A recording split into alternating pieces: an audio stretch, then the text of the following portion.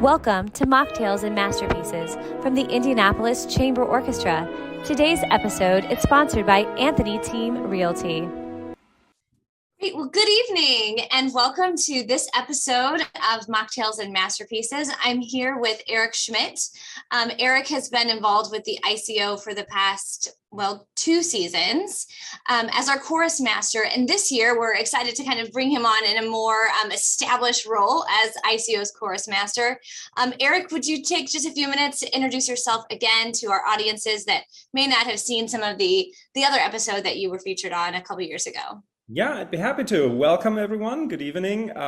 As Dana said, my name is Eric Schmidt. I am the choir director at DePaul University in Greencastle and have been in that role for the past, the years are all a bit blurry with the pandemic in between, for the past 5 years. And had the exciting opportunity to be involved with the ICO for the last 2 years as a guest conductor for the choir. I'm originally from Germany, where you find me right now.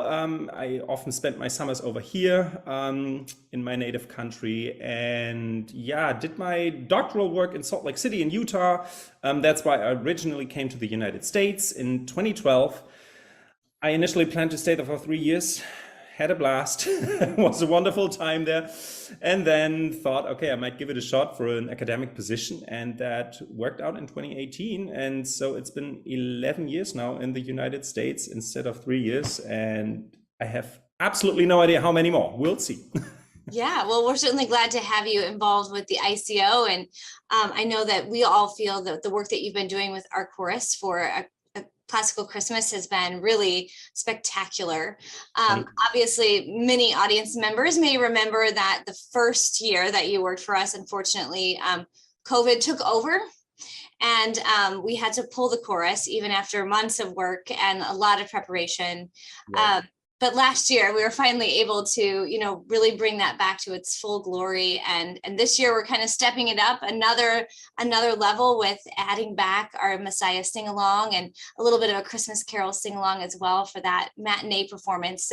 So we're really hoping that families come out and experience that music together, discover it with the score that we'll be having for the audience members as well. And then of course our movie, our silent film, which isn't technically a silent film, The Passion of Joan of Arc here in March.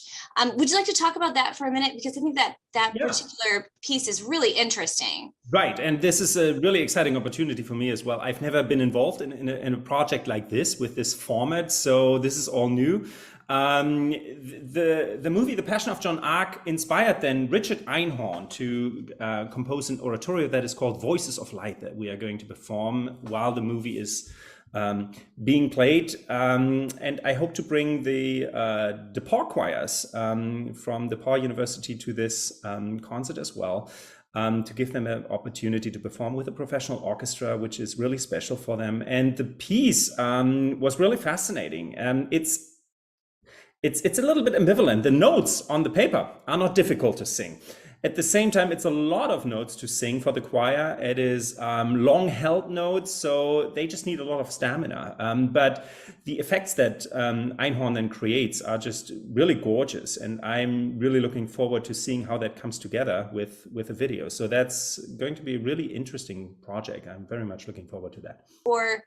A few. I think if I remember the conversation, that these soloists might also be from the choir. So it's not like, one of these oratorios that we are doing for the Christmas concert, for example, for the Saint-Saëns Christmas oratorio, where there are distinct, 5 soloists. So I think this is a little bit more in terms of the storytelling, that there are some characters in there, I believe. I honestly haven't seen the movie yet, so that is still on my list, and I need to see how that all comes together and what roles they actually play. But yes, there are there's some variety in terms of how Einhorn uses the bodies that are involved there, the chorus and then soloists from that chorus, and then of course the orchestra. Very exciting.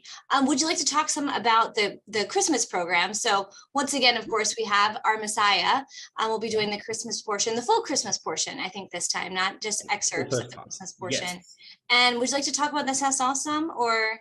Yeah, that's another piece that I have actually sung as a student, but I have never prepared as a conductor yet. So I'm excited for this one as well. Like last year when we did the Mestin Minuit pour Noël of course that happens now. The Egypt one. No, that was the Berlioz when we did Berlioz, the. okay. Why can't I think of the Charpentier? Charpentier? Thank you. Yes, since he was a French composer as well, and Saint-Saëns is one as well. We are going to do this in French Latin again, which is not often done, and therefore, the singers and including myself, we are not well. A little bit out of shape of that one. So that's going to be an interesting experience to present the Latin actually in the accent that the composer had in mind when he prepared that piece.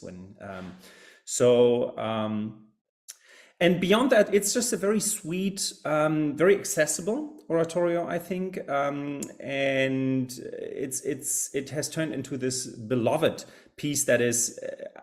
I haven't heard it a lot in the United States, but I know for sure that in Europe you can hear that frequently during the Christmas season at various churches, and it's just a very beautiful music. It's very easily written for the choir. That doesn't mean that it's easily sung, but Saint-Saëns definitely knew how to write for the voice. In that regard, it's a treat for the choir to prepare. Okay. Exciting. And the Handel, interestingly, the Messiah, that one is not easy to sing for the voice because Handel, as a Baroque composer, treats the voice like an instrument, basically, like many others did then as well. So what might be somewhat easy to play on the violin is not necessarily easily executed with a voice. So there are some, especially the faster fugues. They are fun to sing, but they take a while to master. Yeah, so let's talk about our chorus specifically. So the past few years, we have been contracting a chorus through a booking agent, essentially.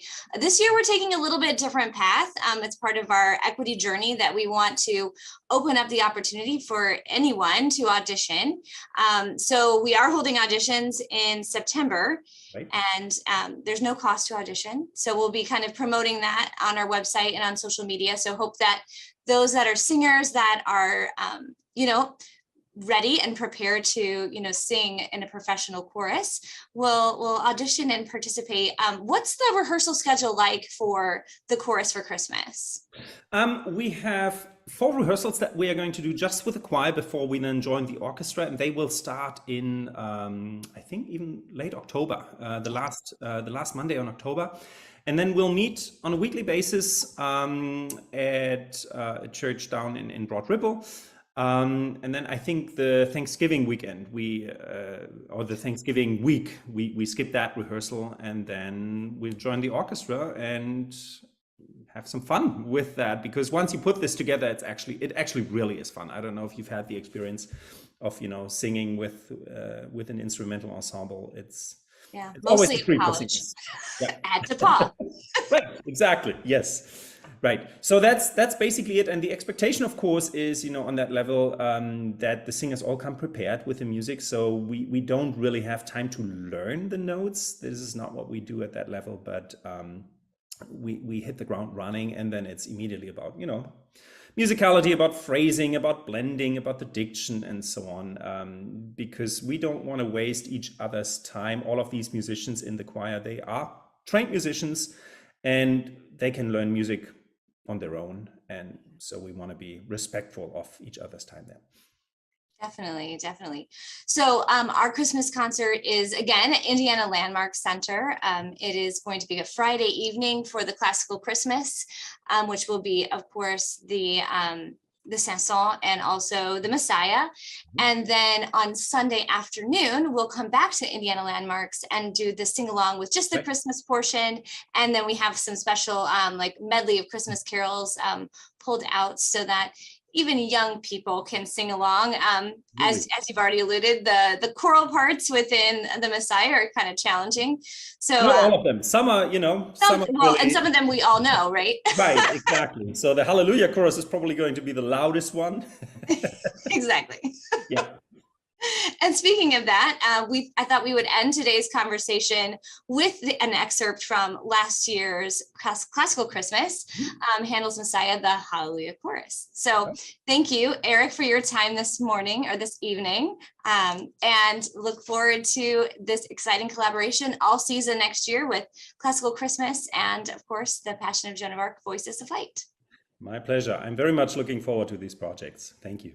Wonderful. Well, you can learn more about all of ICO's concerts at icomusic.org. We look forward to seeing you all season. Thank you.